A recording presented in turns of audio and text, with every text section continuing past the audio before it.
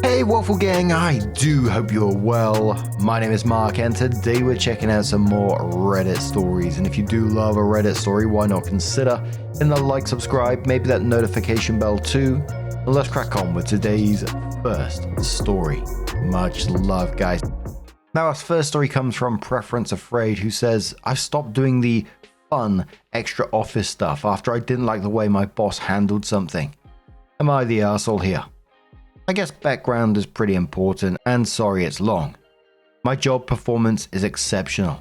I meet every necessary mark 100% of the time, and I've done so for the last 10 years. Maybe an odd month or two in there due to travel and things that would make it impossible.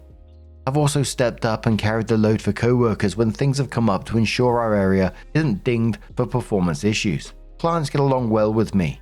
I've never had a complaint filed against me, etc. You get the idea.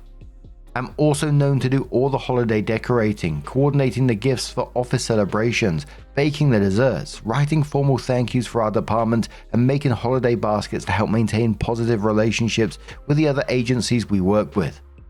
A couple of months back, there was a policy change and none of us were happy about it.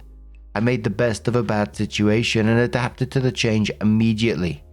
My co-workers did as well, but they all called me to complain and vent.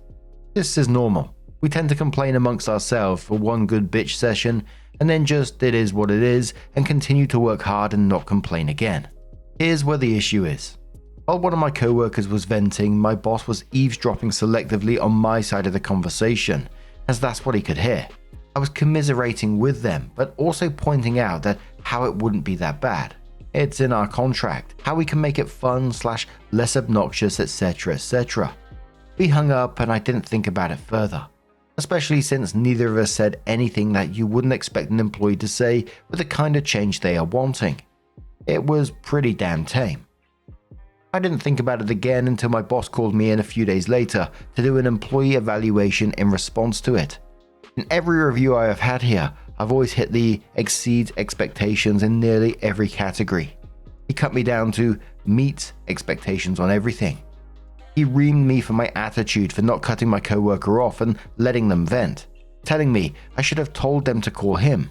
He accused me of being negative / a negative influence, and that if he didn't nip it in the bud now, it could fester and create a toxic work environment. I was and still am pretty pissed about it. Co-workers should be allowed to vent to each other without it being treated like this. After this, as you may have guessed, I'm just not in the mood to head up everything extra I've been doing to make the office environment fun. I keep my door closed when he's here. I didn't bring dessert for the March birthday lunch. That lunch isn't mandatory, but I didn't want more problems, so I went and just quietly sat the entire time. Now there's another appreciation week / month for one of the departments we work with, and there's been an email chain about cards / gifts, and I've responded the amount I put towards it, and I asked who I should send it to.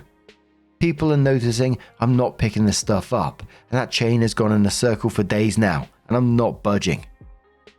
I've had one person approach me about it, and I just said, I don't have the time to take on it right now. I guess I'm feeling like all the shit I did on the regular to foster a positive work environment got thrown out or was never appreciated because I lent an ear to a co-worker and then got viciously reprimanded for it. Like, what's the point if 10 years of going out of my way gets thrown out just like that? Am I the arsehole here for just quietly stepping out of all these extras due to my feelings on how this was handled? Am I being overly petty? It sounded like you was meeting all your job requirements, exceeding them by the sounds of it, and then you was doing these extras on top, like bringing in all these special treats for people, etc. And also supporting your co-workers by letting them vent, and let's face it, this happens in, the majority of workplaces I've ever been. People vent. So to get pulled up for this and be punished for this, that would kill anyone's motivation to go above and beyond. But you're still doing your job well, which is all you owe them. Anything that comes on the back of this is on them. Commodore says to OP, not the arsehole. The boss, as the kids call it, fucked around and found out. Venting is typically a positive and necessary thing, as long as it's handled appropriately. And it sounds as if you were the appropriate bottleneck and sounding board. It was extremely stupid to have not allowed you to explain the situation to him. Stand your ground, just keep it light, sweet, and my workload is preventing me from keeping up with those extra tasks about it all. Opie says thank you. I did try to explain it to him when he was marking me down. The real irony is he was sitting there calling me a potential negative toxic presence that was going to ruin team morale the day after I had just handed out handmade valentines to my other teammates. Scorp replies saying, I agree with you and absolutely would be hurt in this aspect of having an evaluation weaponized against you. He is toxic management. His actions are going to damage morale more than providing a sympathetic ear will ever do. He, boss, is going to try and flip this on you. Now that you're not doing extras that did brighten up your co-workers' days, he may try and come back and use this against you. Do you have a way to formally dispute the evaluation? Can you speak with HR? Is out of line punishing an employee for listening to someone vent about the workplace? Venting is healthy, gets things out in the open so work can continue. I think you need to vent to someone higher on the food chain that can wrangle him in. Opie says, this one isn't the annual, so it doesn't really count towards anything that could impact pay/raises. If my next one goes like this, I'll be taking it above him. At that point, it will potentially impact my earnings, and I refuse to get docked pay when I do so much. Another commenter says, not the arsehole. You might want to start looking for a new job. Your boss seems to be the type to have the attitude. The beatings will continue until morale improves. He may end up firing you to nip it in the bud and set the other employees straight. Opie says, oh, that's the thing. I love this job. It's a good one. And one of the few that still has a union. He wouldn't be able to terminate me unless I actually did something crazy or consistently not meet my matrix. Scorp replies saying, can you talk to your union representative about what happened here? Opie says I could, but I'm holding off unless he tries to take it further than this. My actual review is up in a few months, and if that goes like this again with how good my performance is, I will be. Candid says, the fact that he took what he overheard and worked out as a part of your performance evaluation is extreme and tells me there is something more to this on his side. All the extra that you are doing are not a part of your work duties, and stepping back is a choice.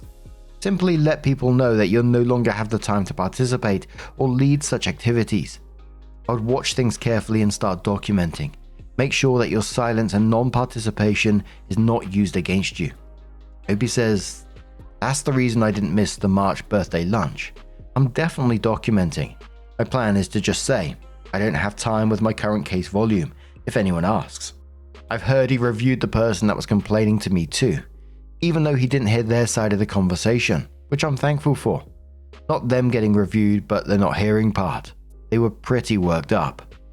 So there was a comment which was hugely downvoted, but Opie replied to it saying, I was already not complaining by the time of the eval, and he had already seen me coordinate with other team members to make a day of it. So the change felt more like a hangout with works versus drudgery. I'm sure he felt like it was a win until I pointed out I'd already been coordinating and encouraging the team, which he had seen, and felt he was not treating me fairly. The eval was absolutely some stupid power play on his part, but I think he realizes he fucked up because he hasn't been in our office very much since the eval. I've been a supervisor. You don't ream a good employee on a conversation you half heard bits and pieces of. Even if the content displeased you, you talk to them and escalate only if it continues. I'm not writing an email to advocate for change, as I equate that to some form of groveling, and I'm not in a position where I'd need to. Since my numbers and track record speak volumes on their own, my plan is to take it above him if the eval matters that doesn't accurately reflect the data. Then it goes from being my problem to being his to justify to his higher-ups in the union. I'll also consider a formal grievance at that point. You're correct. My cutting back on the morale office party shit isn't going to change anyone's mind, but it's not being done with a goal to change anyone's mind. I simply don't feel like those efforts were considered and weighed before he essentially accused me of being a cancer to the office, which to be honest I found to be very demoralizing and hurtful. It's hard for me to justify continuing it while I feel this way about it. I just feel like I'm being an arsehole to people that didn't do anything by stopping without any explanation or warning. I'll admit, I shouldn't have let people vent to me at the office. That was a mistake on my part, but him performance evaluating the team over it was a huge misstep on his. I'm not planning on quitting. It's a good job with a lot of rare benefits. I'd be an idiot to walk over this, especially where I live. I think when the annual review is up, I'll know if I'm going to have to do more. So Opie came in with her first update and said, I hope I'm updating correctly. So a lot of people had asked for an update. I waited a while for some movement/development. There was an event that usually requires someone to head up the card, gift, staff coordination things. I told the team and my boss several weeks in advance this event was pending and I wouldn't be free. No one did anything until the day before, and then one of the team called me to ask that I do all the legwork. I declined, citing that I did not have the time, which was/is true. My higher-ups cornered me on this a few days later, stating that I've been pulling away. Teamwork makes the dream work, etc., and citing that this event as evidence. They also cited me on being on my phone during unofficial mandatory fun times as further evidence of drawing back. I told them that I had given everyone, boss included, weeks of notice that the event was coming up and I wouldn't be available to head it up. I pointed out that I'm still helping the team with tasks directly relevant to work, but with my current caseload, I just can't afford to allocate time to the social/event planning right now. As for the mandatory fun, I reminded them that I often don't get lunch breaks due to community meetings that get held on those hours, and my having to flex out early on those days. So having to lose out on a good break on a day I don't have to is burning me out. They fumbled around for about 30 minutes trying to convince me, and I just held firm that with my current caseload, I didn't have time to allocate to non-essentials. I was told I'm allowed to prioritize my breaks. I've been so busy, I haven't had a chance to attend the community meetings recently, and honestly, this might be another thing I end up cutting back on in the long run. Overall, it came across like they are panicked and considering leaving. There was a comment about that concern, and I let them know I'm not planning on leaving, but I'm taking time to restructure my priorities now that my caseload has increased. So people were commenting and Opie was replying on this one as well. First one said, you're a woman, aren't you? Don't let them use you for your free labor like that either way. He can write his own fucking thank you notes. Don't do anything above your job description. You've been there 10 years. It's time to look for a new job. I bet you're underpaid too. Curious what the policy changes though. Opie says, oh, I'm not underpaid. I'm compensated fairly. This is a job worth riding out of frustration for. Policy change was to make some non-traditional hours with stipulations mandatory. I'm sure once the changes inevitably result with problems during standard business hours, they'll eventually reconsider this stupid, short-sighted band-aid fix. Another commenter says, OP, it sounds like you have a lot of energy and enjoy doing things/getting things done, rather than feel bad about work. Consider using this energy in circles that will appreciate you. Volunteer work, hobby circles, whatever. I do a bit of volunteer work at the local elementary school, and they are 10,000% more appreciative of my time than any boss I've ever worked for. Opie says the nature of my work is emotionally draining. You could describe the relationships with co-workers as trauma bonded at times. I do not have it in me at the end of my 40 hours to do more of what I do at work for no pay. I know that sounds awful, but I need my non-work hours to spend time with friends, family, pets, and hobbies. I can't serve from an empty vessel. I know everyone is saying just quit, etc. That's realistically not a solution for me. I love the work that I do. I find large areas of it to be incredibly fulfilling. I'm having a positive impact on my community. I know that I bring a personal history that allows me to be somewhat good at what I do. I'm not sure they'd be able to easily find another me.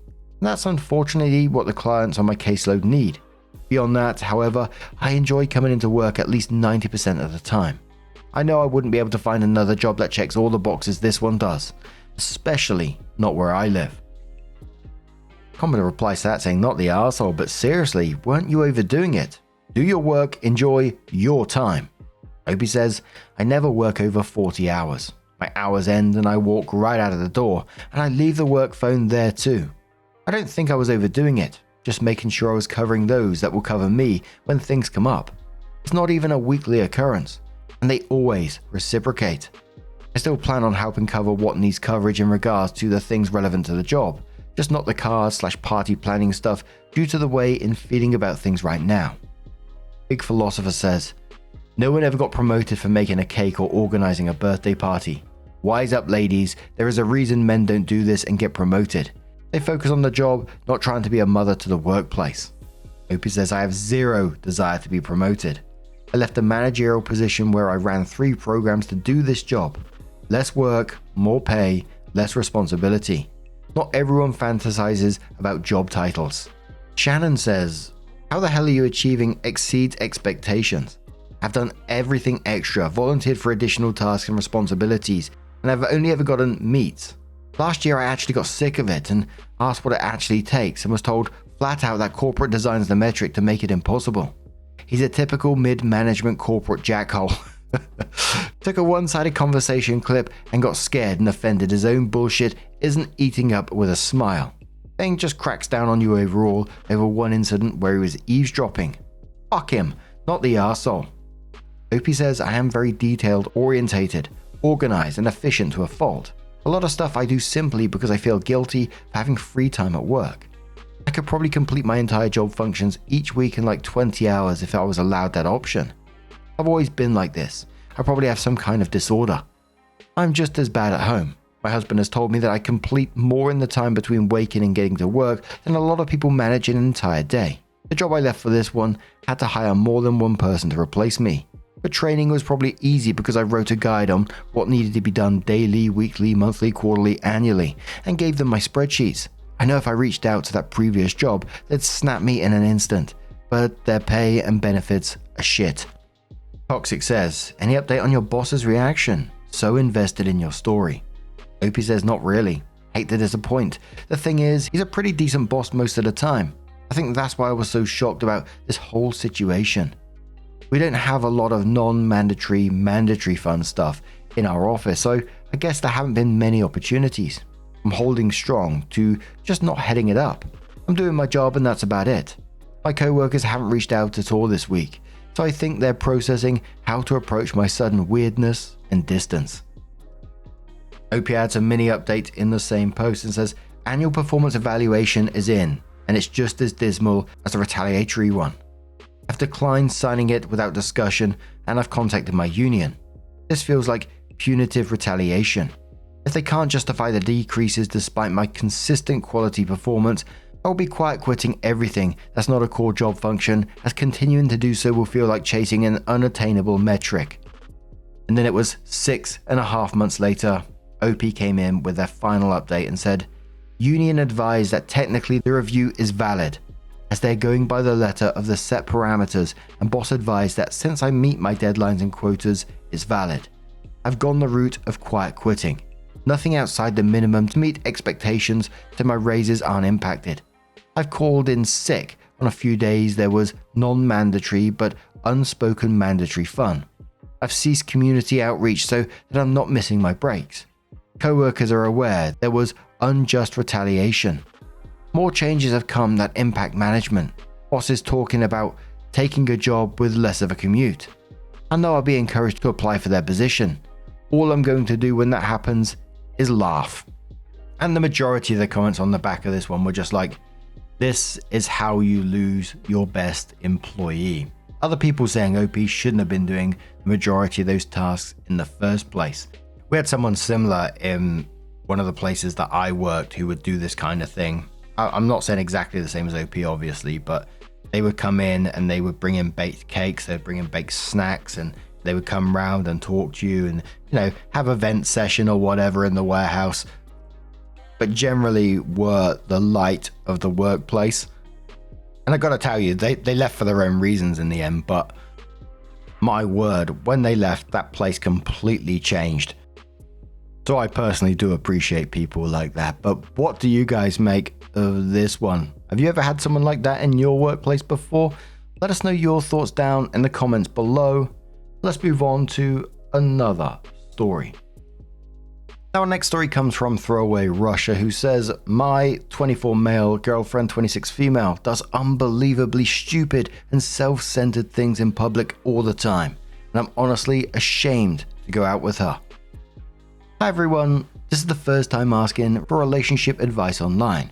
I've tried to bring the topic up with my friends and family, but I'm never really able to broach the subject out of fear of embarrassing her or ruining their opinion of her. The situation isn't very complicated.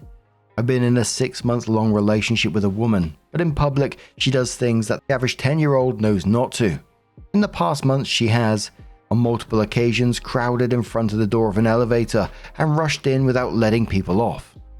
On multiple occasions, taking out her phone while driving to respond to a text, slowing down to 15 miles per hour under the speed limit while doing so. Walked into a restaurant and instead of waiting to be seated, just navigated her way to where she wanted to sit. Squeezed in, as in pushing her body up into them as she did so, behind the person who was standing up to get off a crowded train so she could sit down before anyone else could grab the seat. Completely ruined a load of my white clothes by stopping the washing machine and throwing a brand new purple shirt of hers in with them. When confronted, she said, I was in a hurry to wash it. When I try to bring her behavior up, she says that I don't respect her or that I'm being judgmental. She gets incredibly upset and defensive, often telling me reasons why she did the above things. The text was important, her feet hurt on the train, and so on. I'm really desperate for a decent way to convey why her behavior is so absurd to her, because I like her in general, but don't want to be in a relationship with someone so inconsiderate towards total strangers. Princess Shira says there's rude and entitled behavior, like pushing into an elevator before letting people out. There's rude behavior that causes damage to others, like the white clothing incident. Then there is dangerous, and possibly criminal depending on where you live, behavior that potentially causes bodily harm or death, driving and texting. The first two groups, I wouldn't want to be with that person, but everyone has different levels of tolerance. The last item, no way would I be with that person. No way. Have zero tolerance to people who endanger others. Advanced Lobster says, in quotes, the last item, no way would I be with that person, no way, and then says this. People who drive and text are unbelievably entitled and self-centered for considering that their text is more important than other people's lives. Tuppence says, she's 26. That's her frontal lobe is fully developed. If she doesn't see a problem with her behavior, I doubt she's going to change. I suggest just sitting her down and telling her how you feel about her actions in public. Be completely honest, and if she continues, I would say it's time to reassess the relationship. The washer incident tells me that she won't hold herself accountable. But OP, how does she treat/act in front of people she knows? So it was about a week later that OP did update the post and says, hey everyone, firstly I want to apologize for not being active in my last post. A lot of people gave me a lot of helpful comments. While I read through every comment, I didn't respond to thank anyone for their input. Here is my last post linked for your convenience. 3 days after I wrote about her self-centered behavior and cosmic victim complex, she made my decision easy for me. We're at the dollar store and in line at the checkout. My girlfriend got to the register where the cashier started scanning all 50 or so of the items that we wanted. Our total came up and my girlfriend tried to pay by credit card. The cashier apologetically explained that they weren't taking credit card at the time because their system was acting up all morning. She pointed at the handwritten cash-only sign that my girlfriend and I had missed. Neither of us had cash on us. My girlfriend tried to debate with the cashier, but I had to patiently explain to her that there was nothing the poor woman could do. As my girlfriend argued her point, whatever the fuck it was, the line behind us grew with a lot of very rightfully irritated people. There I was trying to placate my girlfriend as she tried to troubleshoot their equipment as people were audibly groaning behind us. Finally, she agreed to take the 5 minutes to go across the street and withdraw money from the ATM, which shouldn't have been such a big deal in the first place. My girlfriend told the cashier to keep everything scanned and ready for her to pay when she came back. I was going to interject, but the cashier said, "Ma'am, there are people waiting, I can't do that." With a glance at the line, my girlfriend retorted with, "Oh, they can wait a bit longer." Without a word, she left to go and get some money. The terrified cashier awkwardly looked at me, seeking permission to cancel the items. I just told her it was fine and to please help the next customer. As person after person paid for their goods, I apologized to each individually. They seemed understanding.